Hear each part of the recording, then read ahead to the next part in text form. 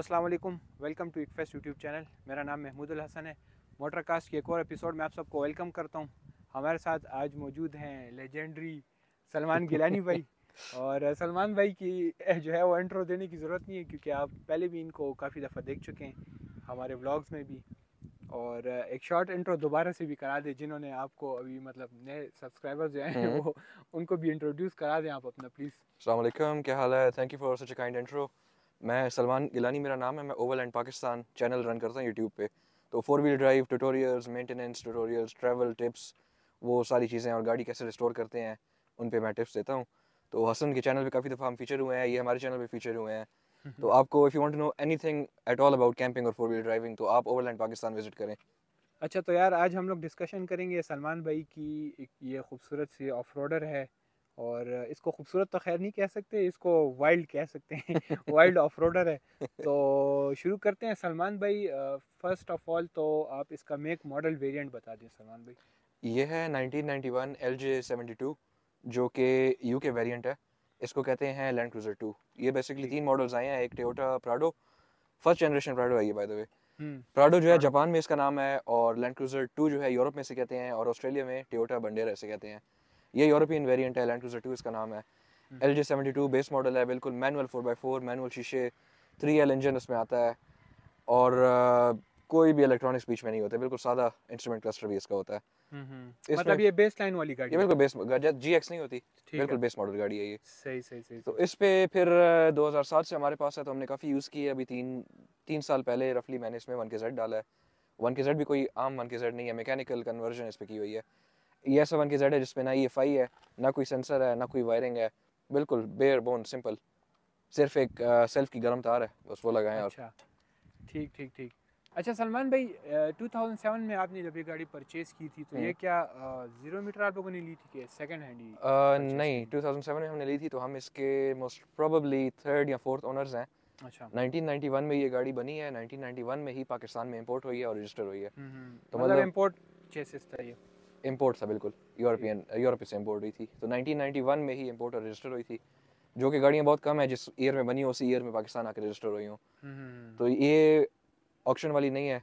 और जिसने भी पहले रखी हुई थी तो मार्केट में सबसे साफ गाड़ी थी। 2007 में इन गाड़ियों के जो रेट थे, तो ये सबसे महंगी गाड़ी थी मार्केट में। 10.5 लाख रुपए की हमने उठाई थी अच्छा, उस टाइम पे। उस टाइम पे। अभी साढ़े ठीक। दस लाख रुपए में आपको ख़त्म गाड़ी भी नहीं मिलती। सही सही सही सही। यह वैसे बाय द वे ये आपकी कस्टडी में कब से आई हुई है ये गाड़ी? तो आपके वाले साहब के पास होगी, बिल्कुल, तो आपके पास ये कब से है, वो मेरी बता दें। कस्टडी में ये 2016 से है, जब से मैंने यूनिवर्सिटी स्टार्ट की थी। अच्छा, 2016 से, तब से 2016 आपने से, बिल्ड करना शुरू किया है। तब से मैंने इसको स्लोली बिल्ड करना शुरू किया है। ठीक ठीक पहले से ठीक। बाबा के पास थी, तो उन्हें शिकार का काफ़ी शौक था, हमें भी उनके साथ शौक था। तो ठीक है। उनके एक दोस्त हैं बहुत करीबी, उनके पास 40 सीरीज लैंड क्रूजर थी। अच्छा। Three FJ40। FJ42 भी इंजन था उसमें। तो वो ऐसी गाड़ी थी कि उसे आप जिस भी खड्डे में, जिस भी जगह पे उसे आप मुंह उसका मोड़े, वो गाड़ी इनकार नहीं करती थी। डेफिनेटली वो तो प्योर ऑफ रोडिंग ऐसे होगी। ऐसे इलाकों में हम उस गाड़ी को लेके गए हैं। तो उस गाड़ी का थ्रू मेरे वालिद साहब को शौक बिल्डअप हुआ है। उन्होंने फिर ये गाड़ी ली है 2007 में। तो फिर ये दोनों गाड़ियाँ हम लेके जाते थे इन टैंडम, हर ट्रिप पे होती थी दोनों। तो मतलब वहाँ से शौक बिल्डअप हुआ है हमारा। अच्छा। फिर सही। 2016 में ये गाड़ी आहिस्ता आहिस्ता मेरे यूज़ में आई है, यूनिवर्सिटी जाना हम्म। शुरू किया है, फिर कुछ ऑफ रोडिंग ट्रिप्स पे जाना शुरू किया है। इस तरह दोस्त बने हैं। तो कम्युनिटी में होके आप काफ़ी सारी चीज़ें भी सीखते हैं कि गाड़ी में क्या क्या मॉड करना बिल्कुल। चाहिए, क्या नहीं करना चाहिए। मेंटेनेंस टिप्स भी सीखते हैं, पाकिस्तान को एक्सप्लोर करने के इलाके भी देखते हैं कौन से हैं। तो इस तरह आहिस्ता आहिस्ता लर्निंग होती है। ठीक। अच्छा, तो सलमान भाई फ्रंट से शुरू करते हैं। हम्म फ्रंट में आपने क्या क्या चेंजेस किए हैं, मॉडिफिकेशंस की फ्रंट हैं? में ये किया है कि जब हमने ली थी गाड़ी, तो सबसे पहले तो बिल्कुल सिंपल सादी थी। हम्म। ये नज बार है, ये इसका कंपनी से आता है, तो बाबा ने ये पहले लगाया था। इस अच्छा। पे अपनी येलो कलर की जो फॉग लाइट्स आती हैं वो थी सिंपल, उनकी मतलब रोशनी भी यस। नहीं थी, कुछ नहीं थी, विजिबिलिटी नहीं वो थी उनकी। हेलोजन उसमें बल्ब होते हैं ना। हेलोजन बल्ब होते हैं उसमें, उसकी इतनी अच्छी थ्रो नहीं उसकी होती। बिल्कुल भी थ्रो नहीं होती, जीरो होती है। बिल्कुल। फिर मैंने उससे रिप्लेस किया है LEDs से। तो इन ठीक हो गया। LEDs की काफ़ी अच्छी थ्रो है। ये हेडलाइट्स एकदम मैं स्कर्दू गया था, तो इन्होंने काम करना छोड़ दिया था। सही। फिर मैं इस पे मैंने पूरी ट्रिप की है 1800 किलोमीटर। तो मतलब सही। इतनी है कि अच्छा, मतलब हैवी ड्यूटी है हैवी ये। ड्यूटी है। वहाँ पे मैंने इलेक्ट्रिशियन को नहीं दिखाया, मैंने कहा क्या वायरिंग में वो उंगलियाँ मारेगा। ठीक ठीक तो ठीक। फिर मैंने इसी पे गुजारा किया है। उसके अलावा विंच लगाया है, EFS Recon R13, ठीक मेड इन होगा। ऑस्ट्रेलिया। सही। 13,000 पाउंड इसकी वेट कैपेसिटी है, पुल कैपेसिटी। तो ये मैंने इस तरह इसमें फिट किया है कि जैसे कंपनी फिटेड आए, कोई एक्स्ट्रा मॉडिफिकेशन ना हो। बस इस बम्पर में मैंने सुराख किया है, ये रोलर लगाया है, और विंच इसमें बिठा दिया। मैंने इसके साथ गाड़ियाँ भी खींची, आपने खुद देखा होगा जर्सरी वाले बिल्कुल। ट्रिप में। मेरी 60 क्रूजर सीरीज भी एक बार फंस गई आपकी क्रूजर भी निकाली है, 60 सीरीज LC मैंने निकाली हैं, जी जी जी। 70s निकाली हैं। तो मतलब काफ़ी रिलायबल विंच है और काफ़ी मजबूत तरीके से लगा हुआ है। और फ्रंट में दूसरा ये है कि मैंने लिम राइजर लगाए हैं। हाँ, ये काफ़ी यूनिक चीज़ मुझे लग रही थी। इसका मकसद आप गेस करें क्या होगा? यार मुझे इतना एक्सपीरियंस नहीं है इस हवाले से, मुझे जितना लगता है कि ये तो आपने लुक्स के लिए लगाई हुई होगी, इसको ज़रा नहीं, वाइल्ड लुक देने के लिए। लुक्स के लिए हम कोई भी चीज़ नहीं लगाते, हमारी हर चीज़ में प्रैक्टिकलिटी होती है। प्रैक्टिकलिटी। हाँ, शिकार बहुत ज़्यादा हम जाते हैं, मैं और मेरा भाई और मेरे वालिद साहब भी जाते थे, तो उधर कीकर के जंगल होते हैं। सही है। तो अक्सर हम ये करते थे कि मतलब कीकर का पूरा डेंस जंगल है, उसके अंदर से हम गाड़ी गुजारते थे एक स्पॉट से दूसरे जाने के लिए। तो ये विंड स्क्रीन पे वो लकीरें डालते थे। अच्छा, ये तो ये जो लिम राइजर है ना, ये उनको सेफ्टी के ऐसे लिए। साइड पे हटाते हैं सेफ्टी के लिए, विंड स्क्रीन की स्क्रैचेस से बचाते हैं। सही सही सही सही सही। ये कस्टम मॉडिफिकेशन आपने की हुई है कि ये ये मिलती है रेडीली? नहीं, ये कस्टम है, ये मिलती नहीं है, मिलती है लेकिन बाहर से मिलती हैं और वो बहुत महंगे है उसे इंपोर्ट करना। Okay okay. तो ये हमारा एक दोस्त है, आप भी जानते होंगे, सनान ज़िया। हाँ हाँ, तो उसने मुझे ये केबल सप्लाई की हैं और फिर ये मैंने वर्कशॉप में खुद बनाई है। अच्छा, ज़बरदस्त। मतलब ये DIY मॉडिफिकेशन DIY है। सही सही सही सही, फुल कस्टमाइज्ड। बिल्कुल। अच्छा। और अक्सर नॉर्मली जो आती हैं वो बॉडी में यहाँ पे वेल्ड होता है या कुछ होता है, मैंने इस तरह बनाया है कि वेल्ड मेल्ट कुछ भी ना हो। मेटल की ये ब्रैकेट है, इनको ऐसे बेंड करके बम्पर के इर्द गिर्द बोल्ट ऑन मैंने सिस्टम किया है। बेस्ट हो गया, बेस्ट। सिर्फ रूफ रैक पे मैंने सुराख किया है ब्रैकेट के लिए। Okay okay okay okay. अच्छा, तो अब आते हैं हम लोग साइड्स पे।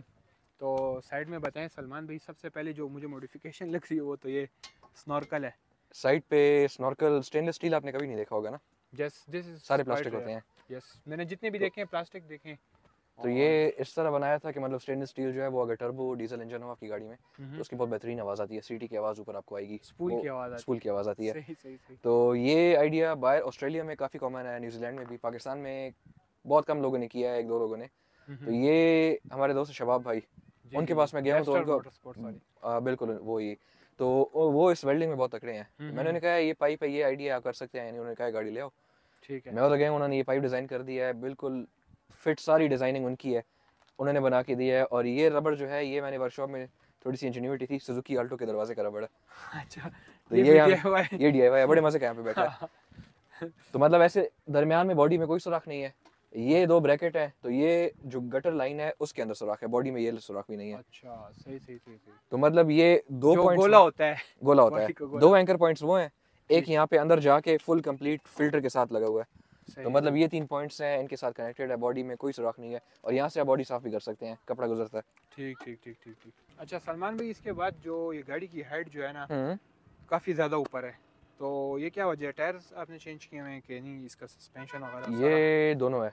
अच्छा, टायर्स जो हैं 33 इंच टायर्स मैंने लगाए हैं, 33 12 टायर आपने वैसे रिसेंटली लगाए हैं? बिल्कुल, अभी दिसंबर में लगाए थे। तो 33 12.5 R15 ठीक। और इसके साथ ARB ओल्ड मैन इमू की कोई रफली 3.5 इंच लिफ्ट के शॉक और स्प्रिंग के साथ, स्पेसर नहीं लगे हुए। सही सही। स्पेसर्स के मैं बिल्कुल खिलाफ हूँ, वो आपके सस्पेंशन की राइड भी वो नहीं होती और वो प्रोन टू फेलियर होते हैं।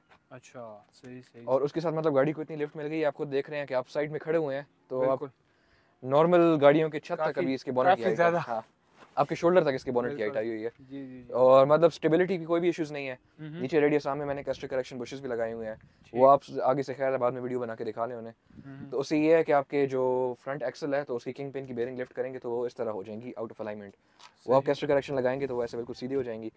उससे फिर आपका स्टीयरिंग जो है वो एक सीधी लाइन में रहेगा, वो इधर उधर स्ट्रगल नहीं करेगा, अनबैलेंस नहीं होगा आपकी गाड़ी में। ठीक ठीक ठीक ठीक ठीक। तो बिल्कुल मतलब स्टेबल एज अ कैडिलैक। जबरदस्त यार, वैसे ऐसे काफी स्मूथ राइड भी है, बहुत स्मूथ। आपने तो राइड की हुई है। बिल्कुल बिल्कुल बिल्कुल।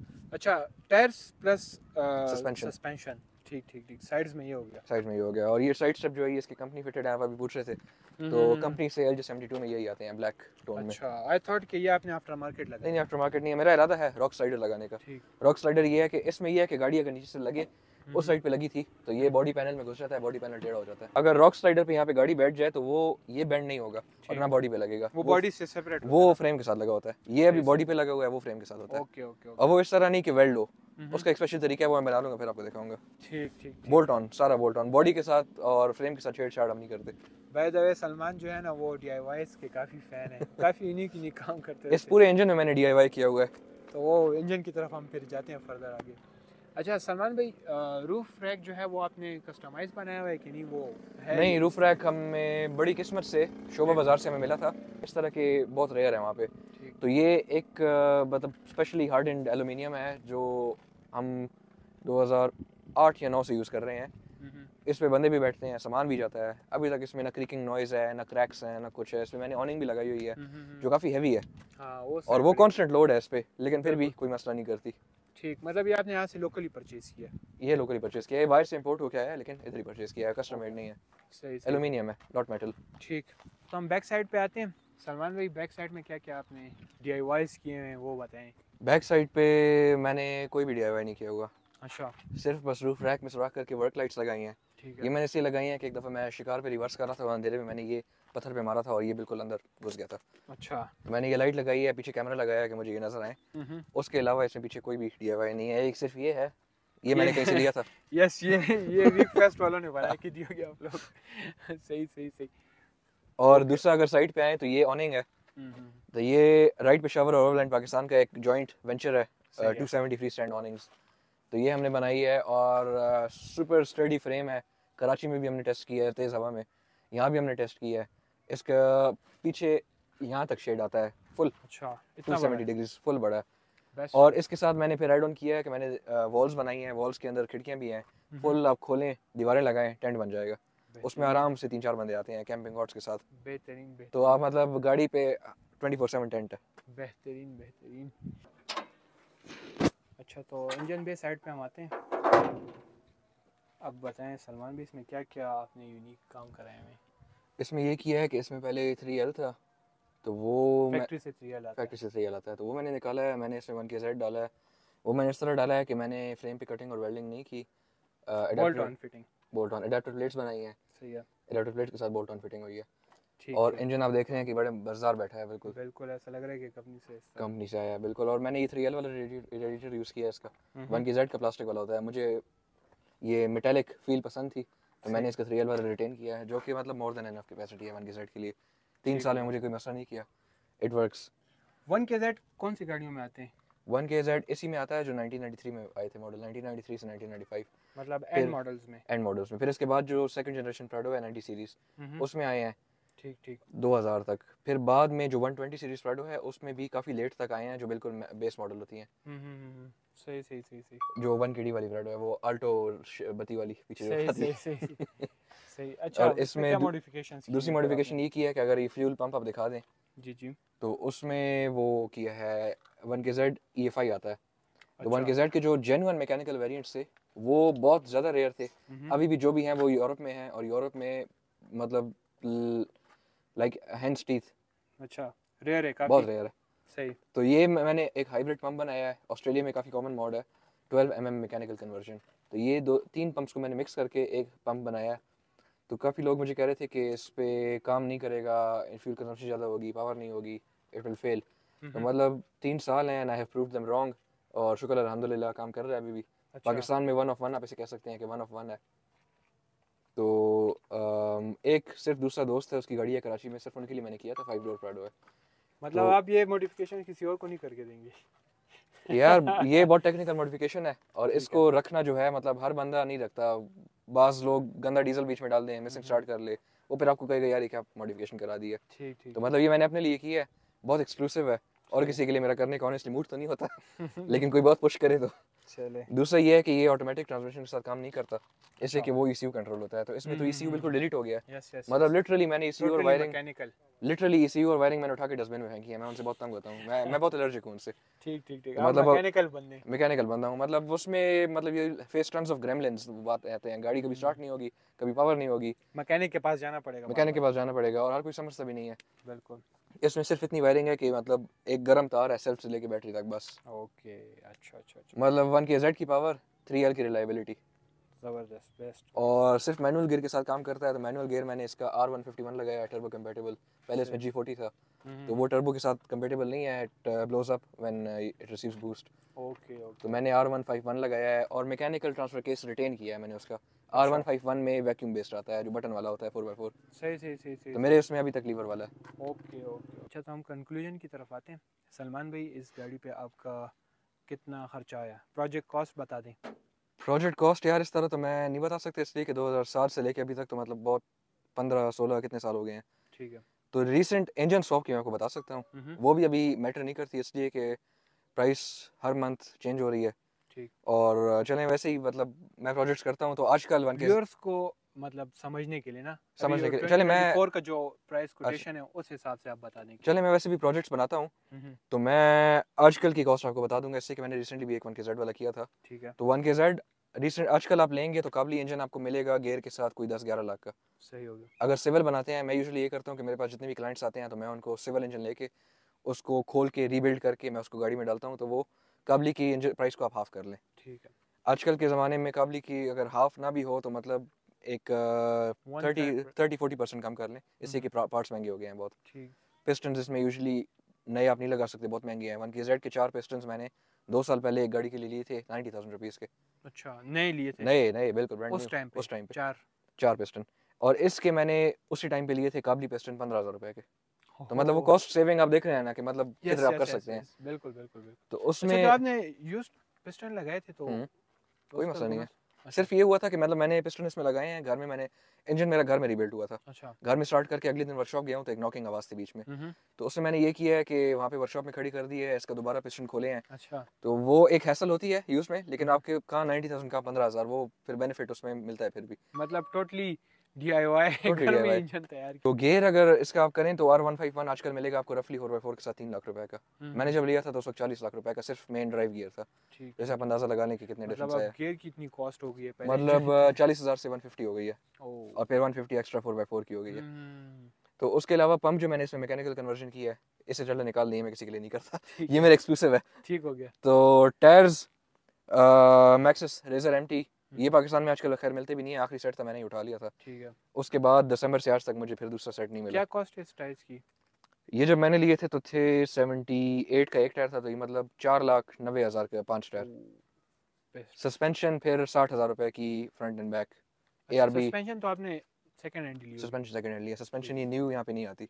है। सेकंड हैंड सस्पेंशन का तो कोई इश्यूज वगैरह नहीं कोई इश्यूज़ आते, नहीं है। कोई लीक वगैरह, या मतलब वो बाद में आवाज़ नहीं नहीं वगैरह नहीं नहीं, गारंटी होती है, रिलायबल होती है? रिलायबल होती हैं। इसमें यह है ठीक कि है। ये सिर्फ पेशावर में मिलती है ना, कराची में भी दोस्त मांगते हैं तो वो उन्हें मैं कहता हूँ या गाड़ी भिजवा दें या अच्छा। यहाँ पे जाएगा, फिर अगर ट्रायल एंड एरर होता है ना, अगर साइज वाइज डिफरेंस हो। हम्म। इसमें ये था कि पीछे से थोड़ी बैठी हुई थी, सही फिर हो मैंने गया। पीछे से थोड़ी और उठा ली है। Okay okay okay. लेकिन ओवरऑल सस्ती पड़ जाती है, या ब्रांड न्यू लेंगे आपको आराम से 5-6 लाख रुपए का डज है। ये ठीक मैंने ठीक। 60,000 रुपये में ली थी। अच्छा, मतलब जीप की जो है वो चीज़ें एक्सपेंसिव है बहुत कंपैरेटिवली एक्सपेंसिव है, गाड़ी ब्रांड के। ब्रांड न्यू बहुत एक्सपेंसिव है। मतलब हम्म। ब्रांड न्यू आप सिर्फ ऑनिंग ले लें उसका बाहर से मंगवा लें तो वो भी लाख प्लस है। ओके जो ओके यहाँ पे ओके। मार्केट में पड़ी हुई है सारी चाइनीज़ है। सही सही सही सही। तो अच्छा, ये और हो गया। कॉस्टिंग मतलब यही है बेसिकली, और गाड़ी में स्नॉर्कल कुछ की? नहीं। स्नॉर्कल जो है ये अभी शबाब भाई से आप पूछेंगे, ये मुझे जो रेट उन्होंने बताया था वो एक्सक्लूसिव था। अच्छा, ठीक ठीक ठीक। ऑनिंग हो गई और ऑनिंग हो गई, इसका मैं बता सकता हूँ। ऑनिंग जो है आजकल खैर मेरा इंजीनियर जो है वो बेल्जियम में बैठा है, अच्छा। तो ऑनिंग जो है ये कोई 1 लाख के आसपास तक पड़ जाएगी। और अच्छा। विंच विंच विंच विंच जो है ना, ये अगर आप लेते हैं आजकल तो ब्रांडेड आपको मिलेगा 1 लाख के आसपास। मुझे एग्जैक्टली अंदाज़ा नहीं है, लेकिन रफली मैं आपको बता रहा हूँ लाख के आसपास। ठीक ठीक। तो और ये इसके मैंने जिस इंस्टॉलेशन का फिर वो भी? इसकी इंस्टॉलेशन जो है विंच की प्राइस के ऊपर आप एक 15-20 हज़ार रुपये डाल लें, इसलिए अच्छा। कि मतलब काफ़ी ज़्यादा लेबर इंटेंसिव काम है। इसके नीचे सही प्लेट सही। बनाना, बेस बम्पर में सुराख करना, फिर ये रोलर लगाना, या फिर लीड अगर आप लगाते हैं सिंथेटिक ओके केबल ओके हो तो। Okay okay. अच्छा, और टाइम बता दें। टाइम तो खैर आपके पास 2016 मेरे से पास है। तो अनलिमिटेड टाइम था, नहीं, लेकिन प्रोजेक्ट अगर टाइम। फुल फुल प्रोजेक्ट हो तो वो सिल्वर गाड़ी आपको याद है मैंने जो बनाई थी, यस यस यस तो यस। वो मतलब A to Z उसमें फ्रेम के अलावा हर चीज़ मैंने बनाई है, तो वो 6 महीनों में मैंने किया। ठीक ठीक ठीक ठीक। तो 6 महीने भी काफ़ी मैंने मतलब उसमें 1 महीना फ्री टाइम था, ज़ाया हो गया हुआ था वो पार्ट सोर्सिंग में, सही सही। लेकिन आप उसे 5 महीने कह दें। ठीक लेकिन मैं ठीक। रेकमेंड करूंगा कि मतलब गाड़ी आप बनाते हैं तो आप 1 साल रखें कि हम्म। गाड़ी फुल उस पर रेडी हो। ठीक हो गया। अच्छा सलमान भाई, गाड़ी आपकी डीजल है, तो डीजल की फ्यूल कंजम्पशन काफ़ी बेहतर होती है पेट्रोल के मुकाबले में। बिल्कुल। फिर भी आप जो है व्यूअर्स को बता दें 1KZ की फ्यूल कंजम्पशन कैसी है? 1KZ की फ्यूल कंजप्शन जो है, अगर आप लोकल में चला रहे हैं हम्म। और आपको 7-7.5 के बीच में एक्सपेक्ट करें एसी के साथ, सही है। लॉन्ग में 9-9.5 के बीच में। Okay okay okay. ऑटोमेटिक हो तो वो आप इसे 0.5 या 1 किलोमीटर कम कर लें। कंजम्पशन तो इसकी काफ़ी बेहतर है, हम्म लेकिन आपने जब टायर स्विच किए, जब आपने अपग्रेड किए, हम्म तो उसके साथ कोई इफेक्ट हुआ है कंजम्पशन पे? यार ऑनेस्टली मैंने डिफरेंस नोट नहीं किया।